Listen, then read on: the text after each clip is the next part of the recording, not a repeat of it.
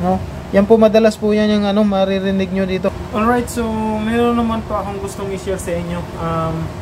Regarding po ito sa ano sa mga parte ng ating barko kasi marami po sa kababayan natin diyan na wala pa pong idea kung ano po yung yung tamang term sa sa mga parte ng ating barko. So gusto ko po itong i-share sa inyo para at least ngayon pa lang magkaroon po kayo ng idea kung ano po yung tamang term po sa barko, kasi marami po akong naging kaibigan, wala po silang idea kung ano ba talaga yung tamang terminology po sa parte ng ating barko. Kaya gusto ko i-share ito sa inyo para lang magkaroon din po kayo ng idea. So, let's go! Alright, so halimbawa ito yung natin mga brad. So magdo-drawing tayo ng barko, So halimbawa, ito yung barko natin, po. Yan. So pasensya na kayo hindi ako masyadong magaling sa drawing. So ito yung ating barko, Yan. Tapos hatiin natin yan dito sa gitna, Hatiin natin yan. At saka dito na rin para mas madali po nating may explain, So nung nakikita nyo, ito yung top view ito. So nakatingin ka po sa mula sa itaas, Itong unahang bahagi na ito, ang tamang tawag po diyan ay forward, Forward. So sa ibang term, tinatawag yan nila na proa, po. So dito naman sa bandang hulihan ng ating barko, ang tawag naman po dito ay aft. Ito po yung aft, yung sa hulihang bahagi ng ating barko. So meron din pong meron din pong ibang tawag diyan.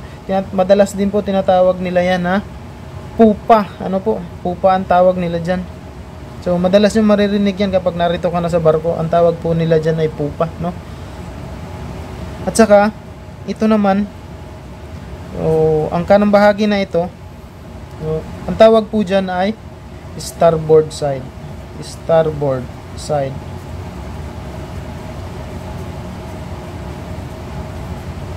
So pasensya na po medyo hindi ako masyadong magaling sa ganitong mga theory. So starboard side po yung nasa kanang bahagi, Huwag po kayong malilito diyan.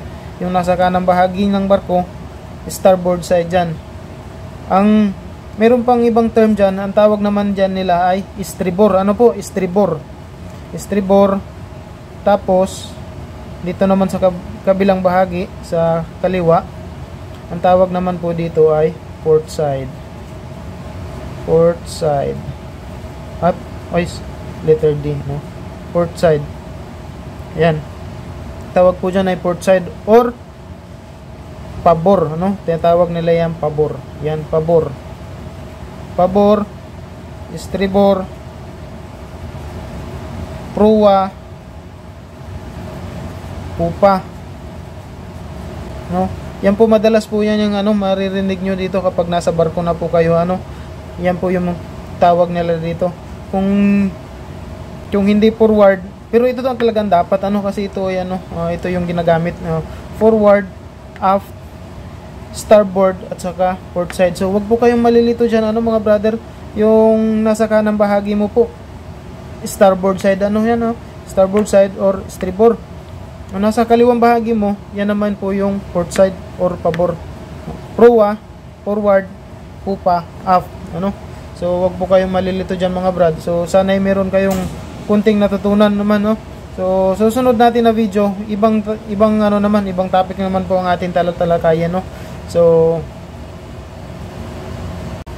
alright, so hopefully meron naman po tayong natutunan ngayon, huwag niyo pong kalilimutan, please paki-hit po ang like and follow button at paki-share na rin po para mas marami pang maabot ang ating video. Thank you!